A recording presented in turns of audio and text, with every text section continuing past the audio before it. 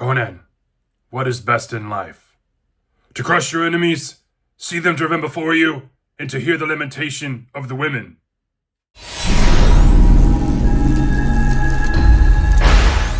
Welcome back to Kevin Toll Reads, where today we are talking Conan the Cimmerian, and specifically we are talking the Hyborean Age.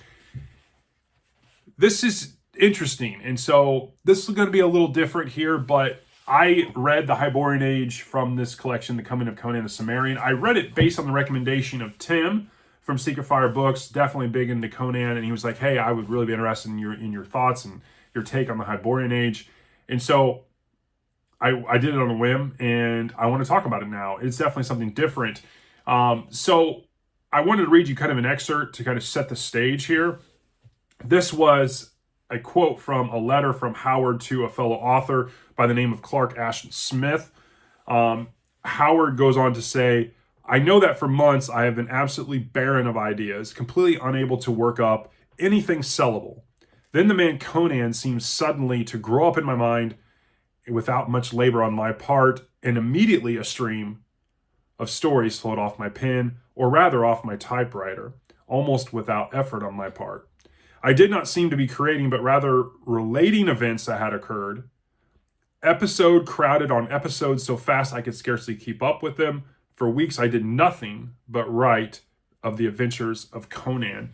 And I definitely think that gives weight to this. So what is the Hyborean Age?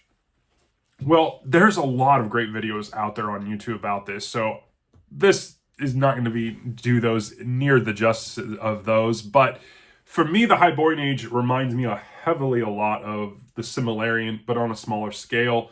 You know, when you talk about the Silmarillion, you're talking about different races, different history about the world of Middle Earth, and you get that a lot with the Hyborean Age because it is a essay and notes that Howard wrote to solidify the history in blending mythology and lore to create this place that happened and tie it into what would happen later in life with the actual geography of places. And so the Hyborean Age was first published in The Fantagraph, which was a magazine, and it was published in 1936 over several different months based on my research. And this essay kind of outlines, the Hyborean Age essay outlines the timeline and the cultures and the different races and what happened after several different cataclysmic events happened, which would separate and force migration of different races to different parts of this realm. And so that is kind of what it is at a high level. So let's talk about why it's important and get a little more granular. So when you read tales of the history, the mythology, the named gods within the tales of Conan, they're touched on briefly. The Hyborean Age gives a lot of solidifies a lot of those things, from the gods, the races, which races worship different gods, where their realm was during that time, all to give you kind of context. Similar to the Silmarillion when you're talking about elves and different races and why during the Third Age that made sense, or why those things came to pass. You can see from the Silmarillion different events that happened in the First Age and the Second Age that led up to those things. And the Hyborean Age is kind of that way, just at a smaller scale, so to speak.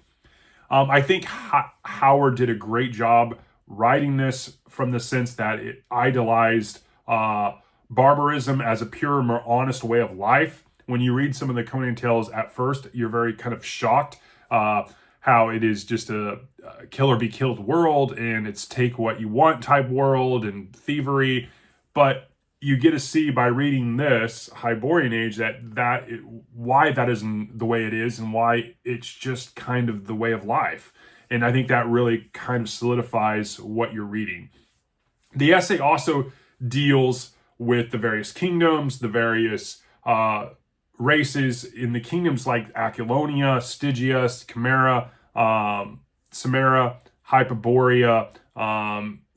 Each race, each realm, each kind of individual country, land or country has its own traits, its own gods that they worship. And I think it provides a lot of interesting backstory and history that just kind of polishes off these tales of Conan.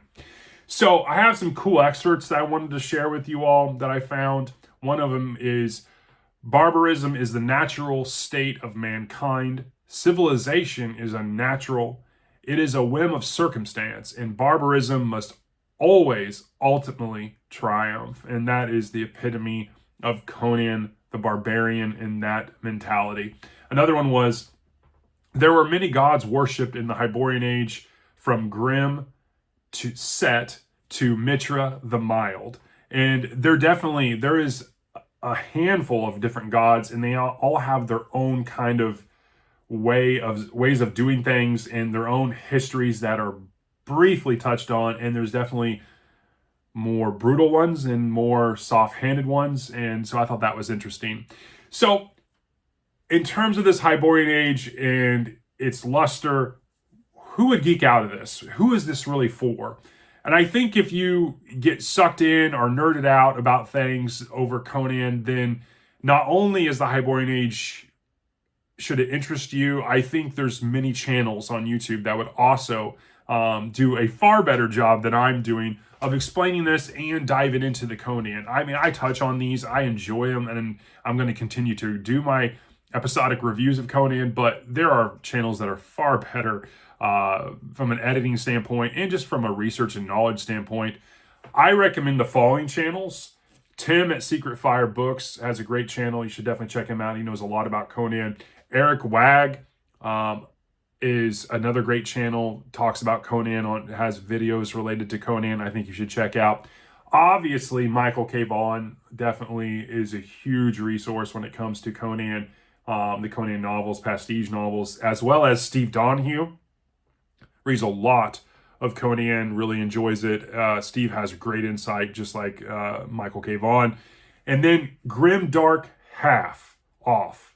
I found this channel during my research, and I was shocked and blown away. I thought that he has tons of Conan-related discussions, videos. You should definitely check him out. And then Nemesis the Warlock also has a lot of Conan material that you should definitely check out. Overall, I think Howard's created the Hyborean Age to immersify his world, solidify its history, and provide context to the readers. So you're not just getting these tales and thinking, okay, well, where does all this come from type thing. That really kind of solidifies those questions for you all.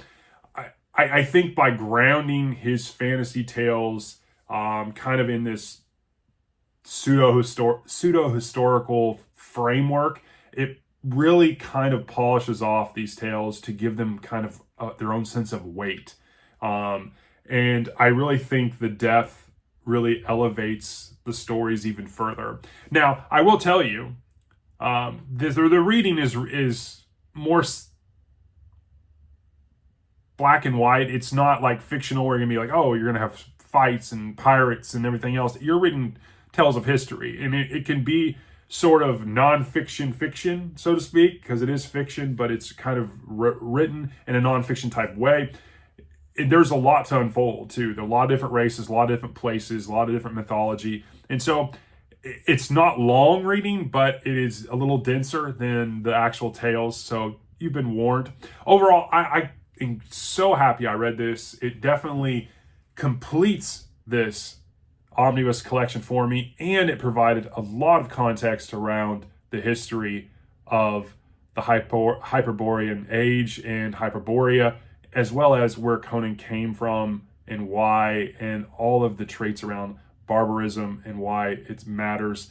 And I really enjoyed it. I cannot thank Tim, again, at Secret Fire Books, for putting me on to this. He definitely is the one that's, got me into some Conan, and then was very supportive in pushing me to do a review of this. So I want to thank Tim again. And I hope you enjoy this. This definitely was a fun one. And I will talk to you all on the next one. Thanks.